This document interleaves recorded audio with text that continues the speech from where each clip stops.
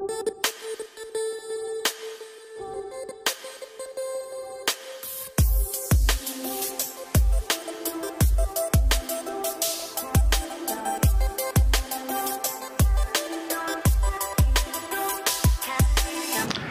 friends, வணக்கம். நான் doctor Vimal Keerthi. Welcome to triple M channel money market millionaire. இந்த சேனலில் இருக்க வீடியோஸ் பார்க்குற எல்லா வியூவர்ஸ்க்கும் என்னுடைய நன்றி. இன்றைக்கி நம்ம பார்க்க போகிற வீடியோ என்னன்னு பார்த்தீங்கன்னா ETF எக்ஸ்சேஞ்ச் ட்ரேடட் ஃபண்டுனா என்ன, அதில் இன்வெஸ்ட் பண்ணுறதுக்கு முன்னாடி என்னென்ன விஷயங்களை நம்ம தெரிஞ்சுக்கணுன்ட்டு. வாங்க நேரடியாக வீடியோக்குள்ளே போகலாம்.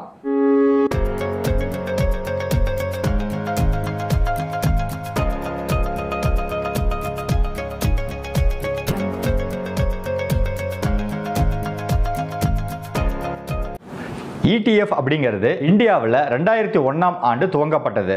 இந்த ETF ஃபண்ட் ஆனது மியூச்சுவல் ஃபண்ட் மாதிரியே தான், ஆனால் இது பங்கு சந்தையில் பங்கு மாதிரியே தினசரி வர்த்தகத்தில் ட்ரேட் ஆகிட்டு இருக்கும். எக்ஸ்சேஞ்ச் ட்ரேடட் ஃபண்ட் அப்படிங்கிறது ஒரு இன்வெஸ்ட்மெண்ட் ஃபண்ட். இந்த ஃபண்டில் ஸ்டாக்ஸ், கமாடிட்டிஸ், இண்டிசஸ் இல்லைன்னா ஃபாரின் மார்க்கெட்ஸ் இந்த மாதிரி என்ன பண்ணுவாங்க, முதலீடு பண்ணுவாங்க. இப்போ நம்ம செலுத்தக்கூடிய தொகையானது தனித்தனியாக பிரிஞ்சு போகாமல் ஒரு பக்கெட், அதாவது ஒரு குறிப்பிட்ட சதவிகிதத்தில் ஏற்கனவே அவங்க ஃபிக்ஸ் பண்ணியிருக்கக்கூடிய திட்டங்களில் நம்ம செலுத்தக்கூடிய தொகையானது போய் சேர்ந்துடும். இதன் காரணமாக இந்த ஃபண்டில் ஃபண்ட் மேனேஜருக்கு பெரிய வேலைகள் எதுவும் இல்லாததால் இதை பராமரிக்கக்கூடிய செலவானது மிக மிக குறைவு. எக்ஸ்பென்ஸ் ரேஷியோ வந்து மற்ற சாதாரண மியூச்சுவல் ஃபண்டை கம்பேர் பண்ணும் பொழுது ETFல மிக மிக குறைவு.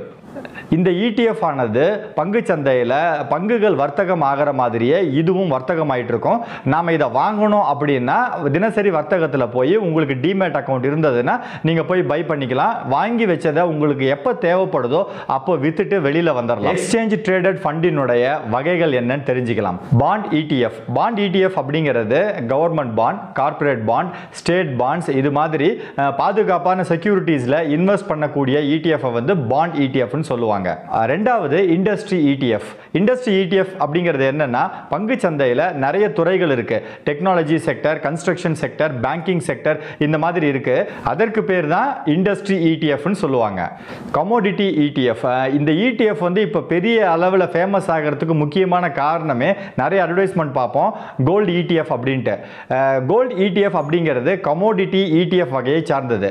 கமோடிட்டி ETF அப்படிங்கிறது என்னன்னா, கமோடிட்டிஸில் டைரக்டாக இன்வெஸ்ட் பண்ணுவாங்க. கோல்டு, சில்வர், க்ரூட் ஆயில் இந்த மாதிரி கமாடிட்டிஸில் இன்வெஸ்ட் பண்ணக்கூடிய ஃபண்டுக்கு பேர் கமாடிட்டி ETFன்னு சொல்லுவாங்க.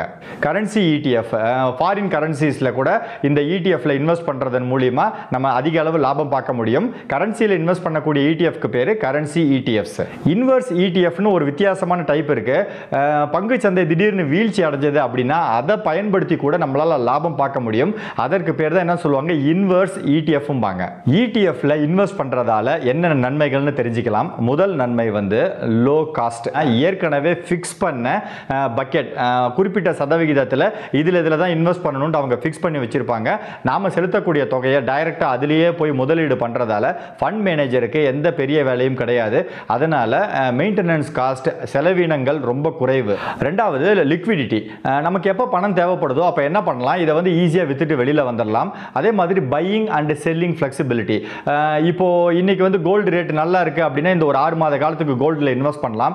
திடீர்னு பங்கு சந்தை நல்ல ஏற்றத்தில் இருக்கு, கோல்டு விலையெல்லாம் இறங்கிட்டு வருது அப்படின்னா உடனே நம்ம என்ன பண்ணலாம், கோல்டில் இருக்கிறதெல்லாம் வித்துட்டு வெளியில் வந்துட்டு இண்டெக்ஸ் ஃபண்டுக்கு மாறிக்கலாம். இது மாதிரி பையிங் அண்ட் செல்லிங் வந்து தினசரி வர்த்தகத்தில் பங்கு சந்தையில் பங்குகள் மாதிரி வர்த்தகம் ஆகிறதால நம்மளால சுலபமாக வாங்கவும் முடியும், அதே வேளையில் சுலபமாக விற்கவும் முடியும். Tax efficiency. ஒரு வருட காலத்திற்குள்ளேயே நீங்கள் இதிலிருந்து வித்துட்டு வெளியில் வந்தீங்க அப்படின்னா short term capital gain tax கட்டணும் 15%. இதுவே ஒரு வருடத்திற்கு அப்புறமா நீங்க விக்கிறீங்க அப்படின்னா இது வந்து லாங் டேர்ம் கேபிட்டல் கெயின் டாக்ஸ்ல சேரும். இதுல என்ன பெனிஃபிட்னா, நீங்க 1 லட்சம் ரூபாயை, உங்களுடைய லாபம் 1 லட்சம் ரூபாயை தாண்டும் பொழுது எவ்வளவு 1 லட்சம் ரூபாய்க்கு மேல இருக்கோ அதற்கு 10% நீங்க கட்டினா போதும். அதுவே நீங்கள் ஈக்விட்டி ETF இல்லாத வேறு ஏதாவது ETFல முதலீடு பண்ணியிருந்தீங்க அப்படின்னா 3 வருஷத்துக்கு மேலே நீங்கள் இதில் முதலீடு பண்ணி விற்கும் பொழுது லாங் டேர்ம் கேபிட்டல் கெயின் டாக்ஸில் சேரும். அதுக்கு 20% இண்டெக்ஸேஷன் பெனிஃபிட் உண்டு. டைவர்சிஃபிகேஷன். இந்த இடிஎஃப்ல முதலீடு பண்ணுறதன் மூலயமா ஒரு இண்டெக்ஸ் இடிஎஃப்ல முதலீடு பண்ணோம் அப்படின்னா அவங்க ஏற்கனவே ஒரு குறிப்பிட்ட பங்குகளினுடைய பர்சன்டேஜ் வச்சுருப்பாங்க. நம்ம செலுத்தக்கூடிய தொகை வந்து அதில் இருக்கக்கூடிய எல்லா பங்குகளுக்கும் அவங்க ஏற்கனவே நிர்ணயிக்கப்பட்ட பர்சன்டேஜில் போய் சேர்ந்துடும். அதனால் நாம் வந்து எதில் முதலீடு பண்ணுறோம், இது நல்ல வருமானம் கொடுக்குமா அப்படிங்கிற கவலைப்பட தேவை கிடையாது. டிரான்ஸ்பரன்சி, வெளிப்படைத்தன்மை. இதில் நம்ம முதலீடு பண்ணும்பொழுது இப்போ நமக்கு லாபம் இருக்கா நஷ்டம் இருக்கா அப்படிங்கிறத தினசரி NAV பங்கு சந்தையில் வர்த்தகமாகிற மாதிரி வர்த்தகமாயிட்டு இருக்கும். நம்ம டெய்லி போயிட்டு இன்டர்நெட்லேயே அதனுடைய மதிப்பு என்ன அப்படிங்கிறத நம்ம சுலபமாக பார்த்து தெரிஞ்சுக்கலாம். நிறைய பேர் வந்து ETF ஒரு வகையான மியூச்சுவல் ஃபண்ட் அப்படின்னு நினைச்சிட்டு இருப்பாங்க. ETFக்கும் மியூச்சுவல் ஃபண்டுக்கும் என்ன வித்தியாசம் அப்படிங்கிறத நம்ம தெரிஞ்சுக்கலாம். முதல் வித்தியாசம், ETF அப்படிங்கிறது பங்கு சந்தையில் பங்கு மாதிரி வர்த்தகமாயிட்டு இருக்கும். இதை நீங்கள் வாங்கணும்னாலோ விற்கணும்னாலோ கண்டிப்பாக உங்களுக்கு டிமேட் கணக்கு வேணும். மியூச்சுவல் ஃபண்டு வந்து நீங்கள் துவங்குறதுக்கோ ஏதாவது ஒரு மியூச்சுவல் ஃபண்டு வகையை வாங்குறதுக்கோ உங்களுக்கு டிமேட் கணக்கு தேவை கிடையாது. நீங்கள் நேரடியாக நிறைய பிரைவேட் ஆப்பெல்லாம் இருக்குது, KYC நீங்கள் வெரிஃபை பண்ணியிருந்தீங்கன்னா அதில் போய் நீங்கள் ஈஸியாக வாங்கிக்க முடியும். ரெண்டாவது, ETFல ஏதாவது ஒரு ஃபண்டை வாங்கும் பொழுது என்ட்ரி லோட் எக்ஸிட் லோட் அந்த மாதிரி எந்த கட்டணமுமே கிடையாது. அதுவே நீங்கள் மியூச்சுவல் ஃபண்டை வாங்கும் பொழுது எந்த மியூச்சுவல் ஃபண்ட் வாங்குறீங்களோ அதற்கு தகுந்த மாதிரி சில ஃபண்டில் என்ட்ரி லோடு இருக்கும், சில ஃபண்டில் எக்ஸிட் லோடு இருக்கும். ரெண்டாவது, ETF பங்கு சந்தையில் போய் நம்ம வர்த்தகமாகும் போது வாங்குறதால பை பண்ணும் பொழுதும் செல் பண்ணும் பொழுதும் எந்த புரோக்கர் கிட்ட நம்ம அக்கௌண்ட் வச்சிருக்கிறோமோ அவங்க என்ன பண்ணுவாங்க, அதுக்கு புரோக்கரேஜ் சார்ஜ்னு ஒன்று போடுவாங்க. சாதாரணமாக ஸ்டாக் வாங்கும்போது ஒரு புரோக்கரேஜ் சார்ஜ் போடுவாங்க இல்லையா, அதே மாதிரி தான் இந்த ETF பங்குக்கும் பை பண்ணும்போது ஒரு ரேட் இருக்கும், செல் பண்ணும்போது ஒரு ரேட் இருக்கும். புரோக்கருக்கு புரோக்கர் இது மாறுபடும். நீங்கள் எங்கே அக்கௌண்ட் வச்சிருக்கீங்களோ அவங்க கிட்ட கேட்டு இந்த விவரத்தை தெரிஞ்சுக்கலாம். அதுவே நீங்கள் மியூச்சுவல் ஃபண்டில் இன்வெஸ்ட் பண்ணும்போது இந்த புரோக்கரேஜ் காஸ்ட்னு எதுவுமே கிடையாது. நீங்கள் என்ன பண்ணலாம், டைரக்ட் ஃபண்ட் அப்படின்னு ஒன்று இருக்குது. அந்த டைரக்ட் ஃபண்டில் போய் நீங்கள் இன்வெஸ்ட் பண்ணீங்கன்னா யாருக்குமே எந்த பணமுமே செலுத்த தேவையில்லை. நிறைய ஆப்பில் வந்து டைரக்ட் ஃபண்டில் நம்மளே போய் இன்வெஸ்ட் பண்ணலாம். Grow அப்படின்ற ஆப்பில் போய் நீங்கள் இன்வெஸ்ட் பண்ணுறதுக்கு இந்த வீடியோவோட டிஸ்கிரிப்ஷன் பாக்ஸில் லிங்க் போடுறேன்.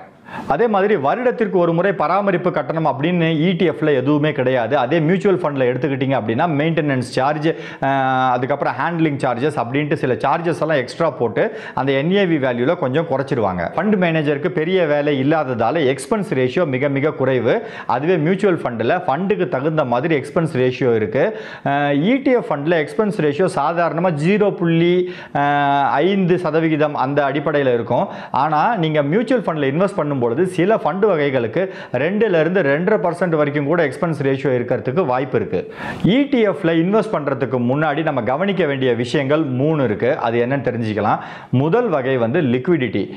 நீங்க வாங்கக்கூடிய ETF ஃபண்ட் ஆனது பங்கு சந்தையில் வர்த்தகமாயிட்டு இருக்கும். அதுல போயிட்டு குவான்டிட்டி வால்யூம்னு இருக்கும். அது டெய்லி பார்த்தீங்கன்னா நிறைய ட்ரேட் ஆகுதா இல்லையான்னு பாருங்க. சில ETF ஃபண்ட் எல்லாம் பார்த்தீங்கன்னா டெய்லி ஒரு 100 150 இல்ல சில டைம்ல ட்ரேடே ஆகாம கூட இருக்கும். நீங்க தேர்ந்தெடுக்கக்கூடிய ETF ஃபண்டானது பங்கு சந்தையில் தினசரி நிறைய பேர் வாங்கி விற்கிறதா இருக்கும் பொழுது நீங்கள் அதை வாங்குனீங்கன்னா உங்களுக்கு தேவைப்படும் போது சுலபமாக வித்துட்டு வெளியில் வந்துடலாம். அதனால் எந்த ஃபண்டை வாங்குறீங்களோ அதனுடைய லிக்விடிட்டி, அதை வந்து லிக்விடிட்டின்னு சொல்லுவாங்க, அதை போய் பார்த்து நிறைய பேர் அதில் வர்த்தகம் பண்ணுறாங்களான்றதை தெரிஞ்சுக்குங்க. ரெண்டாவது எக்ஸ்பென்ஸ் ரேஷியோ. நான் ஏற்கனவே சொன்னேன் எக்ஸ்பென்ஸ் ரேஷியோ வந்து 0.5 தான் இருக்கும். பட் இதுவும் நிறுவனத்திற்கு நிறுவனம் கொஞ்சம் கொஞ்சம் மாறுபடும். சிலருக்கு 0.8 இருக்கும், 0.6 இருக்கும், சில டைமில் 0.2 கூட இருக்கும். இதுலயும் நீங்க இருக்கிறதுலே குறைந்த எக்ஸ்பென்ஸ் ரேஷியோ இருக்கக்கூடிய ஃபண்டை தேர்ந்தெடுத்தீங்கன்னா நம்மளுடைய லாபத்தில் இது ஒரு பெரிய பங்கை வகிக்கும். மூன்றாவது ட்ராக்கிங் எரர்னு சொல்லுவாங்க. இப்போ இதில் இருக்கக்கூடிய பிரச்சனையே என்னென்னா, இப்போ இண்டெக்ஸ் ஃபண்டுன்னு ஆல்ரெடி நான் ஒரு வீடியோ பண்ணியிருக்கேன். அது வந்து மியூச்சுவல் ஃபண்டு. மியூச்சுவல் ஃபண்டில் இண்டெக்ஸ் ஃபண்டு இருக்குது, ETFலையும் இண்டெக்ஸ் ETFs இருக்குது. மியூச்சுவல் ஃபண்டுலையும் நிஃப்டி இண்டெக்ஸ் ஃபண்டில் முதலீடு பண்ணுறீங்க, இங்கேயும் இண்டெக்ஸ் ETFல முதலீடு பண்ணுறீங்க. பங்கு சந்தை இப்போ ஏறிக்கிட்டே இருக்கும் பொழுது உங்களுக்கு வந்து இன்னைக்கு ஒரு 50 புள்ளி ஏறுது அப்படின்னா அதற்கு தகுந்த மாதிரி மியூச்சுவல் ஃபண்டில் உங்களுக்கு கரெக்டாக மாறும். ஆனால் ETFல வந்து சில வேறுபாடுகள் இருக்கும். அதற்கு காரணம் அந்த ஃபண்ட் மேனேஜருக்கு வந்து சில ரெஸ்ட்ரிக்ஷன்ஸ் இருக்கும். அவங்க என்ன பண்ணுவாங்க, அந்த அலோகேஷன் வந்து அந்த இண்டெக்ஸில் இருக்கிற மாதிரியே பண்ணாமல் சிறிய அந்த கம்பெனியோடைய ரூல்ஸ் அண்ட் ரெகுலேஷனுக்கு தகுந்த மாதிரி சிறிய வேறுபாடுகளை ஏற்படுத்தியிருப்பாங்க. அதனால் ஒரு குழப்பம் இருக்கும். இங்கே இவ்வளோ புள்ளி ஏறிச்சு, இங்கே ஏன் அதே அளவுக்கு ஏறல அப்படிங்கிற மாதிரி. இந்த வித்தியாசம் ரொம்ப பெரிய அளவில் இல்லைனாலும் நீங்கள் விற்கிறதுக்கு முன்னாடி அந்த எரர் வந்து எவ்வளவுன்னு பார்த்துக்கிட்டு நீங்கள் வந்து ட்ரேட் பண்ணுங்கள். எப்படி ETFல இன்வெஸ்ட் பண்ணுறதுன்னு பார்க்கலாம். ETF அப்படிங்கிறது மியூச்சுவல் ஃபண்ட் மாதிரி தான், ஆனால் மியூச்சுவல் ஃபண்ட் கிடையாது. ETFல இன்வெஸ்ட் பண்ணுறதுக்கு கட்டாயம் உங்ககிட்ட டிமேட் அக்கௌண்ட் இருக்கணும்.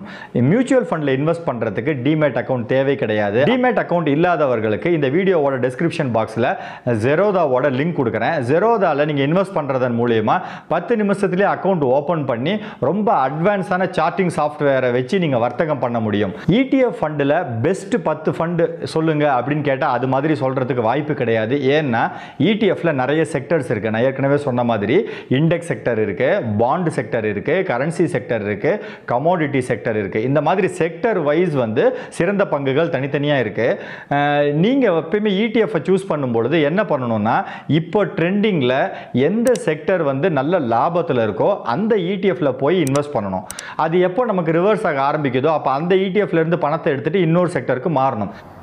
14ஆம் தேதி ஆகஸ்ட் 2020ஆம் தேதியின்படி பெஸ்ட் பர்ஃபார்மிங் ஃபண்ட்ஸ் எதுன்னு சொல்லி உங்களுக்கு இந்த டேபிளில் போட்டு காட்டியிருக்கேன்.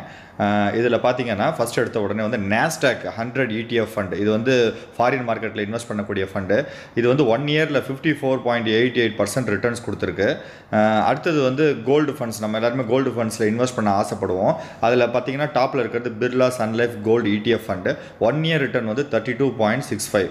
இந்த டேபிள் டிஸ்கிரிப்ஷன் பாக்ஸில் போடுறேன். ஃப்ரீ டைமில் நீங்கள் மற்ற ஃபண்டோட ரிட்டர்ன்ஸ் எல்லாம் பார்த்துக்கலாம். மற்ற கோல்டு ஃபண்டோட ரிட்டர்ன்ஸ் எல்லாம் ஒன்றின் கீழ் ஒன்றா போட்டிருக்கேன். நீங்கள் எதில் இன்வெஸ்ட் பண்ணுறீங்களோ அதனுடைய பர்ஃபார்மன்ஸ் பார்த்துட்டு இன்வெஸ்ட் பண்ணுங்கள். அதுக்கப்புறம் நிப்பான் ETF ஷாரியா பீஸ் அப்படின்னு ஒன்று இருக்குது. அதில் ரிட்டர்ன்ஸ் பார்த்தீங்கன்னா 16.67. கன்சப்ஷன் செக்டரில் நிப்பான் ETF கன்சப்ஷன் ஃபண்ட் இருக்குது. அதனுடைய ரிட்டர்ன்ஸ் 13.65, ஒரு வருஷத்துக்கு உண்டானது. Guilt fund. கில்ட் ஃபண்டில் Nippon ETF long term gilt fund வந்து 9.9% ரிட்டர்ன் கொடுத்துருக்கு. LICயும் பார்த்தீங்கன்னா 9.83 அதில் ரிட்டர்ன்ஸ் கொடுத்துருக்கு.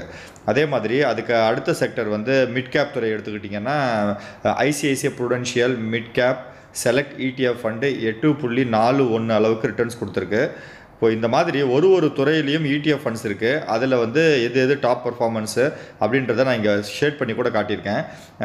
இண்டெக்ஸ் ஃபண்டில் UTI Sensex exchange traded fund, அதனுடைய ரிட்டர்ன்ஸ் வந்து இப்போது கொரோனா காலத்தில் பங்குச்சந்தை வீழ்ச்சி அடைஞ்சதால் இண்டெக்ஸ் ஃபண்டெல்லாம் ரிட்டர்ன்ஸ் கம்மியாக கொடுத்துருக்கு. 4.76% தான் ரிட்டர்ன் கொடுத்துருக்கு.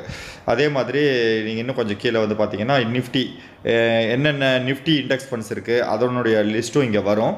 நீங்கள் ஃப்ரீயாக இருக்கிற டைமில் இந்த டேபிளை அப்படியே பார்க்குறதன் மூலிமா பெஸ்ட்டு ஃபண்ட்ஸ் இப்போ எது அதிக ரிட்டர்ன்ஸ் கொடுத்துருக்கு அப்படிங்கிறத பார்த்து உங்களால் முதலீடு பண்ண முடியும். இந்த வீடியோவை பார்க்குறதன் மூலியமா ETF ஃபண்டில் முதலீடு பண்ணுறதுக்கு என்னென்ன தேவை, ETF ஃபண்டில் எப்படி முதலீடு பண்ணலாம் அப்படிங்கிறது உங்களுக்கு தெளிவாக புரிஞ்சிருக்கும்னு நான் நம்புகிறேன். இந்த வீடியோ பிடிச்சிருந்தா வீடியோவை லைக் பண்ணுங்கள், ஃப்ரெண்ட்ஸ்க்கெல்லாம் ஷேர் பண்ணுங்கள், சேனலை சப்ஸ்கிரைப் பண்ணுங்கள், அப்படியே பெல் பட்டனை கிளிக் பண்ணிக்கோங்க. இந்த வீடியோவோட டிஸ்கிரிப்ஷன் பாக்ஸில் நம்ம சேனலோட டெலிகிராம் லிங்க் போடுறேன்.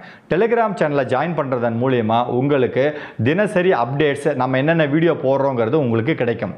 நம்ம சேனலில் பங்குச்சந்தை சார்ந்த நிறைய பேர் இருக்கிறதால மார்க்கெட் அப்டேட் அப்படிங்கிற ஒரு தனி பிளேலிஸ்ட்ல என்னைக்கெல்லாம் பங்குச்சந்தை இருக்கோ அன்னைக்கெல்லாம் நம்ம ஒரு ஸ்பெஷல் வீடியோ ரிலீஸ் பண்றோம். கண்டிப்பா நீங்க அதை டெய்லி வாட்ச் பண்ணுங்க. நம்ம சேனலை பத்தி அதிகபட்சமான தகவல் தேவைப்படணும் அப்படின்னா உங்களுக்கு www.moneymarketmillionaire.net அப்படிங்கிற இணையதளத்தில் போய் நீங்க போய் செக் பண்ணிக்கலாம். இந்த வீடியோவை இதுவரைக்கும் பொறுமையா பார்த்த எல்லா வியூவர்ஸ்க்கும் ஒரு பிக் சல்யூட்.